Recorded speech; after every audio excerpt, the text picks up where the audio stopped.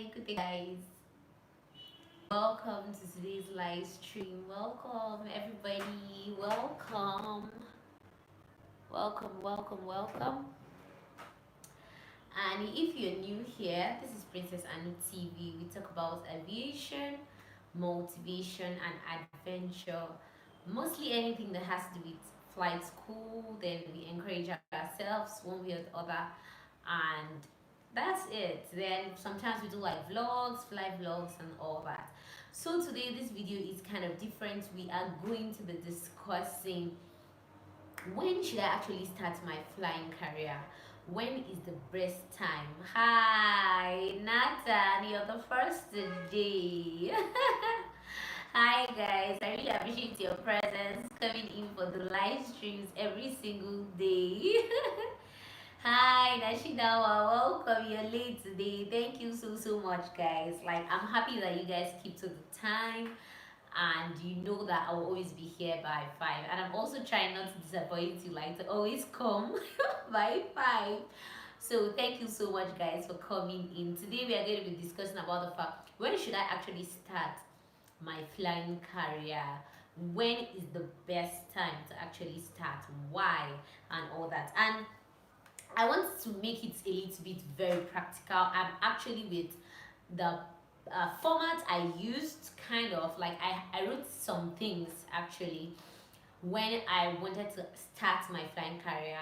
I had like a checklist, kind of. I wrote them like maybe 3 or 4 years ago. I had kind of a checklist, what I was looking for based on what I've heard, based on researches I had made. So I kind of had things that I was looking for as it concerns a particular flight school in my mind. So basically, I didn't want to just jump to any maybe flight school. And like I've said it before, in fact, I've been in Nigeria for like almost all my life, and I never knew that there was even a place you could fly in Nigeria. So I wasn't looking at, okay, maybe NCAT as a factor, or maybe IAC or all that. I think even when I checked online, I got more details about IAC than I even got about NCAT. So I just had what I was looking for. That's why I could apply maybe to Epic Flight Academy, check other airline, check other flight schools like Phoenix East, Embredo, all those flight schools. Like, I was able to like check them out. So I'm going to be giving you like a kind of format or a checklist that I actually used. So some things you should actually look at, and in like starting your career. Not only that, we are, the issue today is, hi Shegu. Hi, it's nice having you here. The issue here is, when is actually the right time to start? Not even now, when it seems as if things are actually up and down, things are not really moving the way people plan. You're seeing a lot of aircrafts grounded. People are saying things like, will you actually get a job when you're done from flight school, and all these ups and downs and everything. So we are going to be discussing it today. Seriously, when is actually the right time to start? So without wasting much time, let's pick one thing at a time. The first thing I would like you to know about starting your career, your flying career, if it peradventure comes to your mind, or if it has always been a childhood dream for you, and you just finished secondary school and you're thinking, okay, I think it's time for me to start my career. What are the things you should look at? First of all, you know about the age limit. You need to be at least 16 years and above. That you can start your training from 16 years, but you can't get your private pilot license if you're not 17. So first of all, let's remove the age part of it down. You need to be at least 17 years to be able to get the private pilot license. So that one is a very major fact. So you cannot say, okay, because you finished your secondary school at 15 or 14, and you're like happy, you want to jump into flight school, that might not work. So I'm happy we've removed the age part out of it. Then now, another factor you should look at is, why do I want to do this? Is it because I actually love it, or I just want to do it? You know that sometimes we don't really come, because flight training is Hi, it's nice having you here. I need to try to pronounce that name. Pradi Pradimna Kukarni. I hope I got it anyways. Thank you so much for joining me, and I'm happy to know that being a pilot is part of your life, and it would be good if you chase your dreams and everything. Thanks for commenting, and don't forget to give this video a thumbs up. It's very, very important. And don't also forget, we are always here 5 to 6 every day to have these live streams. So try as much as possible not to miss out on the live streams. So guys, as I was saying, back to the topic, there are some factors that you will actually need to consider as a person. And if you don't look at these things holistically, like together, you might have like some issues, because flying is not something that you just, if you check the statistics online, a lot of student pilots, a lot of them start and they stop. Well, it's not an unfortunate situation. I'm at home at this point waiting. I think the whole issue of the lockdown and all that will soon be like, it soon end, and very soon, by God's grace, we are all going to start like flying again and doing our normal activities. So do not fear. Actually, fear is not of God, so let's not fret too much about what's going on. Everything will soon pass away, and we'll all have our lives like back together.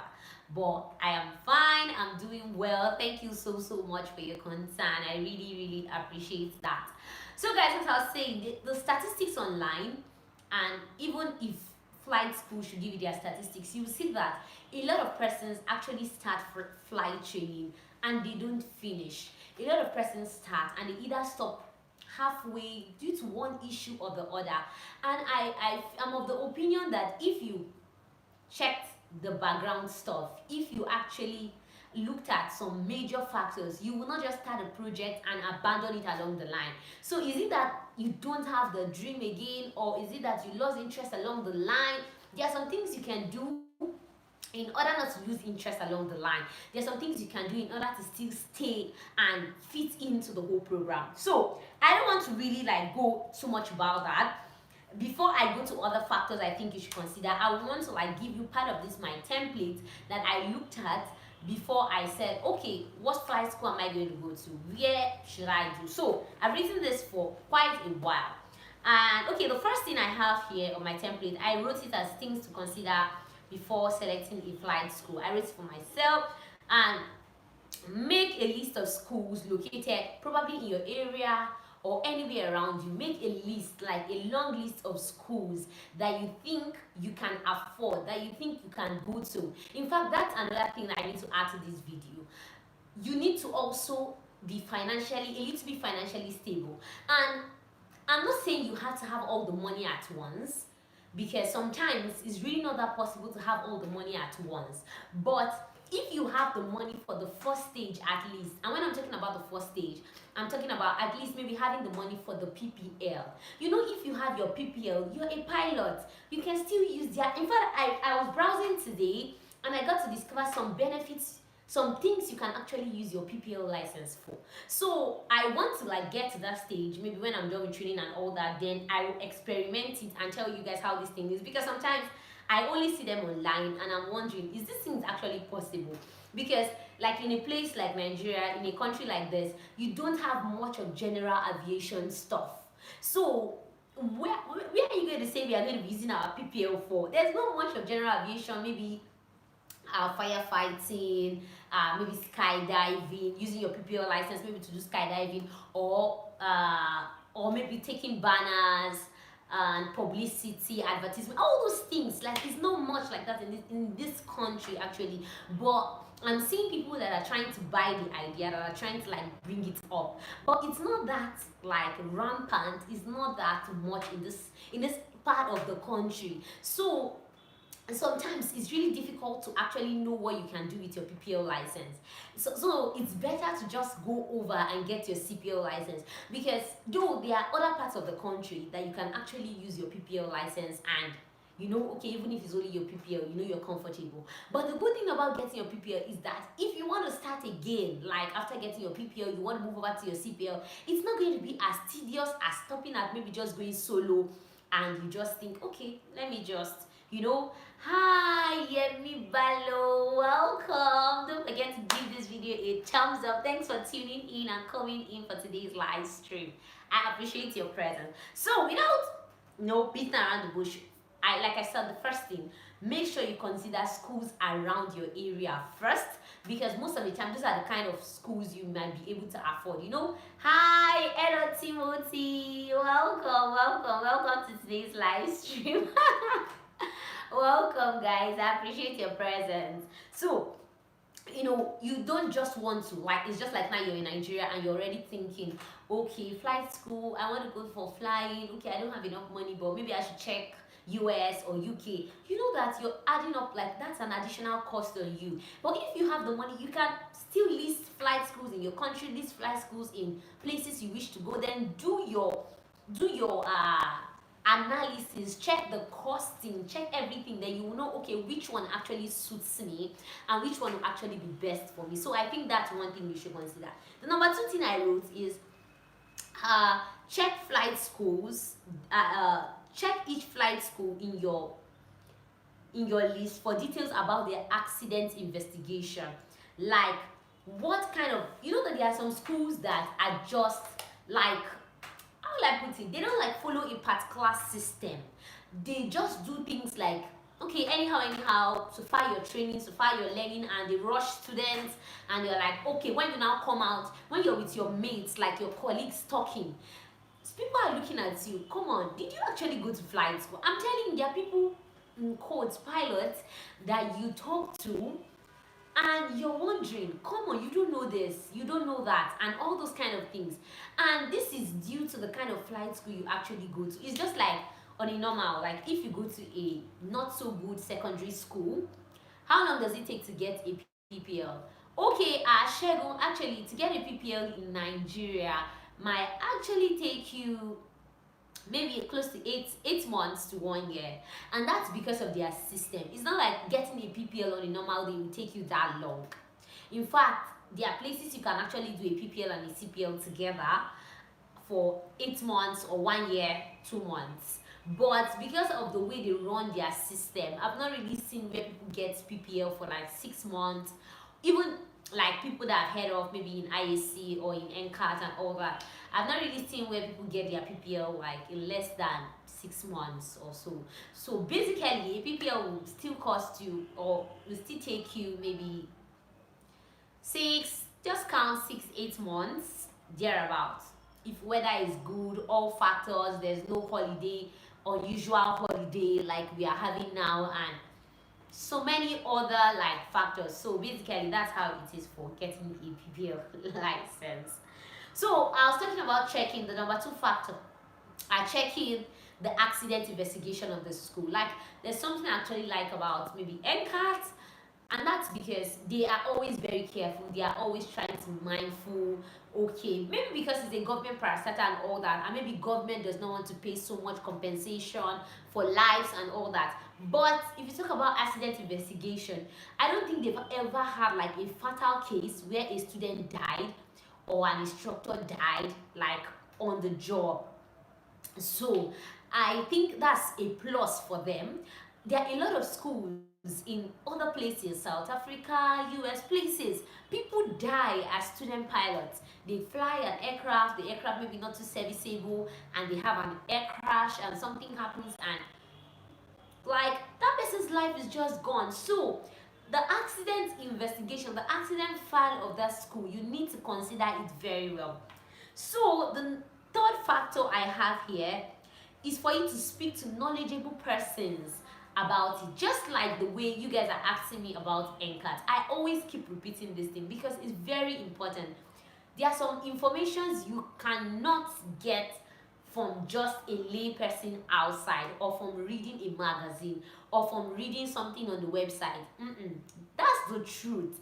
There are a lot of things you cannot get. But if you ask somebody that is in the system, somebody that understands what's going on, somebody that is even a student, most especially a student, I always emphasize on asking a student, because students know what they are facing, they know how it is on them.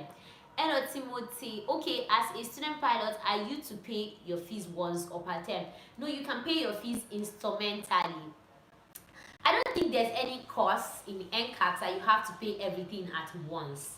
I don't think there's any cost, because I've heard of even the cabin crew course, the SFO course, all the courses. I don't think that you have to pay like everything in bulk. You are given an opportunity to pay like in installments, so you can pay a particular batch now, later when you have the money you pay. But sometimes you just need to like be careful, you need to like follow up. Okay, how much? Actually, the amount you will pay will be stated on the amount you pay will be stated on your admission letter. It's just like before you come into the university, maybe you must pay like acceptance fee and all that. So like NCAT, they will give you like maybe a fraction of your money. You must pay at least this before you can actually resume. Like you must pay a certain amount. If you don't pay that amount, you cannot resume. So that's how it is for them. So basically, it's going to be stated on your admission letter the amount you must pay. So I've talked about accident investigation. Then I talked about asking knowledgeable persons. It's very, very important. Don't just look at the website and just assume, okay, this is what's happening in this place. Don't do that. Make sure you like make calls, find out, go on Instagram, go on Facebook, go on Twitter, find out people that are actually in this parastatus that know what is happening there, and ask them real life questions, guys. I mean it, real life questions, so that you do not get deceived. So the 15, okay, 1 2 3 4 5, yeah, the 15 I have here is collect several codes. Hi Mayowa, it's nice having you here. Welcome to today's live stream. As usual, don't forget to give this video a thumbs up. And if you're new here, I can see more persons are joining us. If you're new here, don't forget to click on the subscribe button. It's somewhere, I think, around here, or so, like somewhere around here. Please click on the subscribe button. It's very, very important. So collect several codes as it concerns flying lessons in details. I mean that in details, because some schools, they say pay a particular amount, and very soon tomorrow they come up with the fact that, oh sorry, your money has finished, you need to pay for something else and something else, and you're like, oh my god. In fact, that's one of the major reasons why a lot of student pilots actually do not finish, because when they are along the line, the school starts coming up with a lot of factors. They say pay this, pay that, pay this, pay that, pay that, and they don't have the money to pay, and they have to stop. So that's something else you should consider. Don't forget, we are still treating the topic, when actually should I start my career? And I'm giving you some factors you should consider. If you have all these things figured out, then why not? You can start. But this is not a career that they say, oh, start now. You know, all this motivational stuff that we always say, like, don't wait, make sure you start now. No, this is something that you're going to be investing a lot of money into, and so you need to think about it clearly. You need to be sure that this thing I'm putting my eggs into, hope is going to be safe. How am I going to manage? What am I going to do? Then also, before I continue with this list I have here, because I just have like two, okay, I think I have, two things to still talk about concerning this list I have here, but there's something additional I want to add, telling you, you know, if you have all these things figured out, and you still want to go to a university before coming for flying, I'm going to advise you to do that. You know, initially I felt, okay, come on, what's there and all that, especially if you're going to a private university. Seriously, I'm going to advise you to go. Then when you're done, you come back and do your flying. But if you're going to like a government university, like a private, like federal government, state government, where you always have strike, I'm going to say maybe you should do your flying first, then later you can have enough money to go abroad and do your degree. sincerely. But if you're going to like a private university that you're sure that you start this particular time, you finish this particular time, I'm going to be saying, come on, what's there? Go for your university, then come back because you're sure. That's one thing. When you're going to a private university, you're kind of sure that if you enter at so time, you're going to be finishing at so time. I'm not kind of trying to like give them a credit or something, but I think they are doing good at that. They don't have to like deal with strikes and all that and all that. I can remember in my year one, yes, I stayed at home for like 6 months, like 6 good months because of ASU strike. So sometimes there's an advantage in going to like a federal university and going to like a private university. So if you're going to a private university, I'm going to advise go there because you're sure. Because even flight school, you're not basically sure of when you will finish. A lot of factors are into it: weather, money, aircraft availability, your instructor being available, you passing your exercises, spare parts for the aircraft, a lot of things. So you're not even sure of that one. But at least your university, you're kind of like sure. So guys, let's move over to the next thing I have here. And that's ask flight schools about your option for payment. Yes, and I'm happy that Ed or Timothy actually asked that question not too long now, concerning the fact that how do you pay, how do you like make your payments.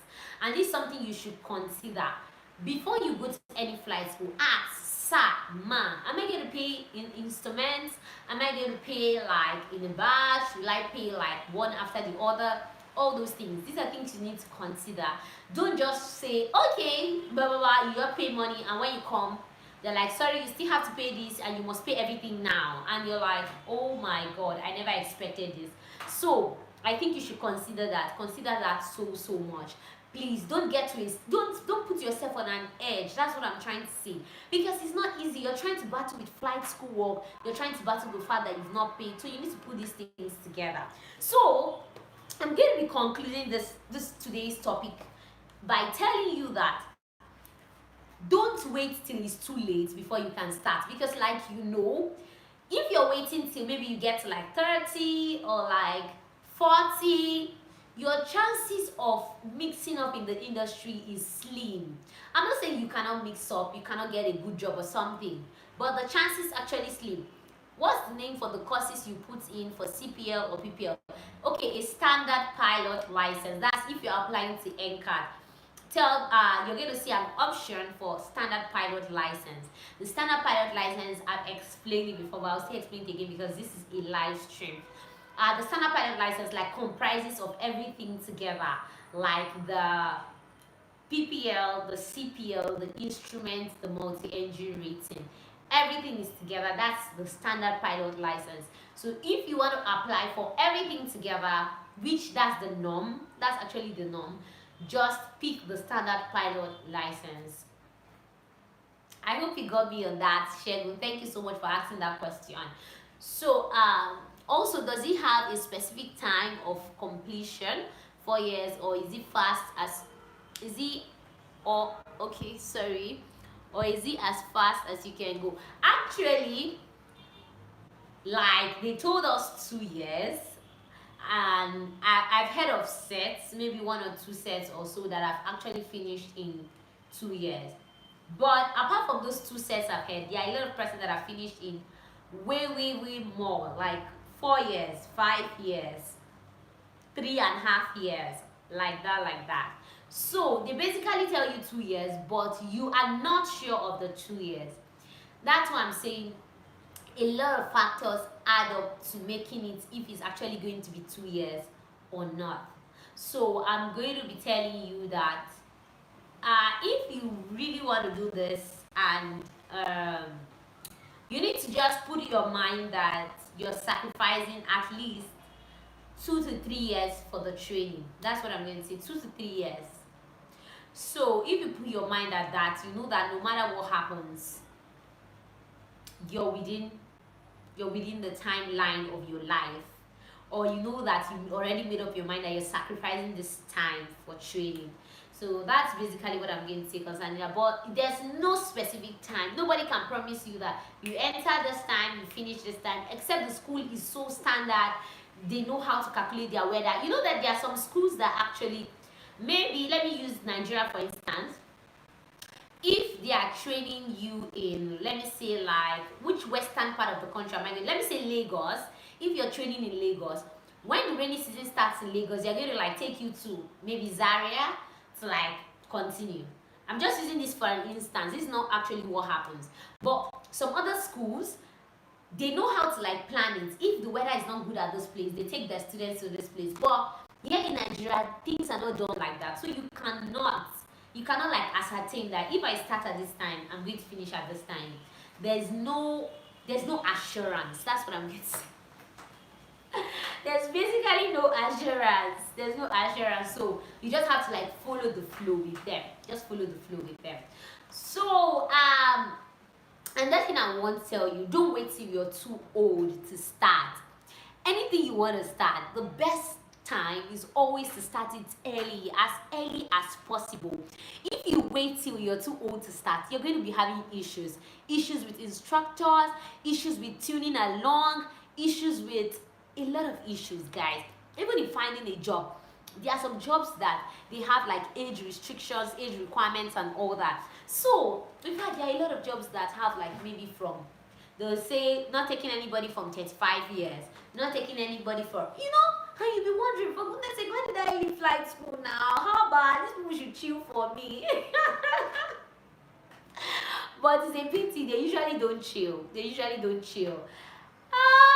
Okay, Maiwa, I'm going to, like, I promised you yesterday, and I'm so sorry about that. I kind of failed, in the sense that I opened my mail, but it seems like I didn't see your highlights, like, in my mail. I didn't, like, go down. I actually opened it to check something in particular, so I'm sorry I didn't check your mail. I will do well to check it after this video.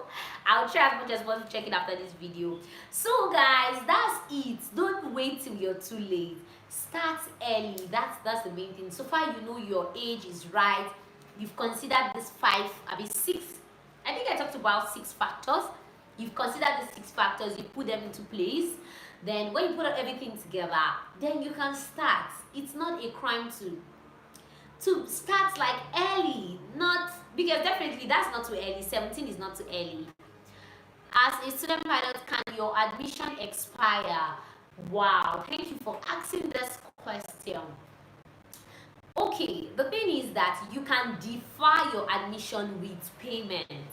That's what I've seen that is being done in NCAT. You can decide that, okay, I want to come, maybe I got the admission, okay, this is 2020. Let's say I got the admission 2020, but something came up with me and I don't want to resume 2020. I want to maybe join the next batch, maybe the batch for 2021. You can actually pay your school fees. That's the required amount they put for you to pay on your admission letter, and it will help you hold your admission. So do you get the point? It's kind of like deferring, just the way we do in university when you want to defer your admission. So you can actually do that. Hi, I can see more persons are joining. Don't forget to give this video a thumbs up. Very, very important. Don't forget to like the video.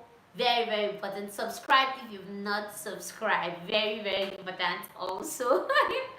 So guys, basically you can defer. You can actually defer your admission. You can carry it over to next year, but definitely you can't carry it on an empty base. You must have money, and so you like pay your school fees, then you hope to like resume the next session. So that's how it's done.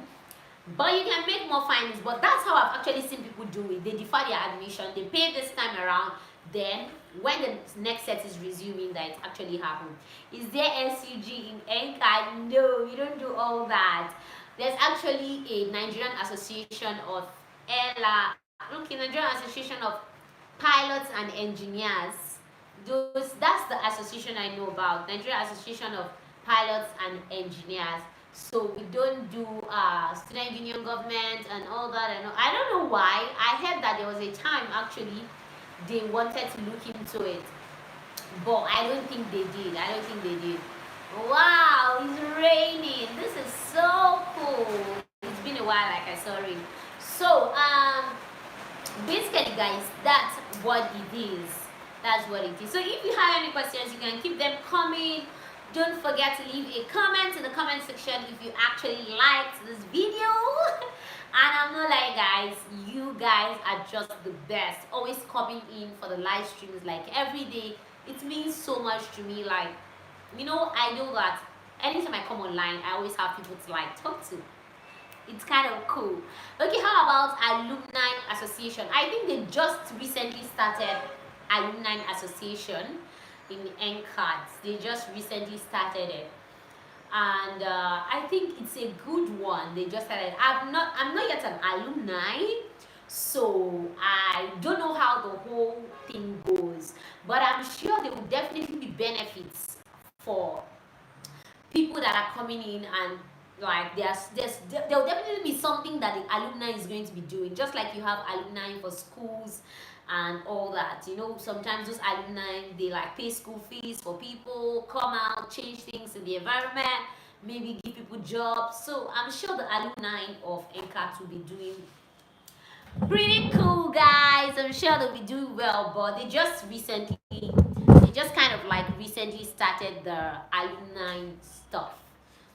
But why you so bothered about the alumni, SUG, and all that? Aviation is not that regular kind of this thing that people come and agree. The industry is what am I going to use the word? The industry is regulated. Yes, the industry is very regulated that you can't fight. You can't. There are a lot of things you can't do. Like pay for that break. Sorry. If it's in the regular world, you see people like protesting. Maybe something is not okay. They keep protesting. But in aviation, you can't do that because basically there's no Nigerian aviation, NCAT aviation, like Ilori aviation, or like it's an interwoven body. Like everybody comes to make sure everything is fine, because if a faulty aircraft is flying in the air and all that, it's going to affect like a lot of persons. So okay, by the way, I graduated from a school like NCAT and we have SUG. Okay, that's why I okay, I get it. Oh, what school actually did you graduate from, Maiwa? I would like to know. Okay, well, it's good, but aviation is kind of different than just the normal kind of school, like either a university or a private school or just a regular school. Oh, PTI! Wow, that's nice. That's really, really cool. So guys, thank you so much. I really appreciate your presence. Mayowa, thanks for coming. Edo, Timothy, like I can call you guys name offhand. I don't even really need to look at this. Hi, Fasin Yega. Thanks for coming, but you're so late, like super late for the live stream. And that's the first time I'm seeing you on this channel. Don't forget to click on the subscribe button. I think it's kind of here. And don't forget to give a thumbs up to this video. I'll meet you tomorrow by 5 to 6. And Nashinawa, thanks for coming. Who else am I missing out here? I will really need to confirm that now. Okay, Shenu, thanks for coming. Yami Balo, thank you so much. You guys are just the best. I appreciate your presence. I appreciate everything. See you tomorrow, guys. Bye.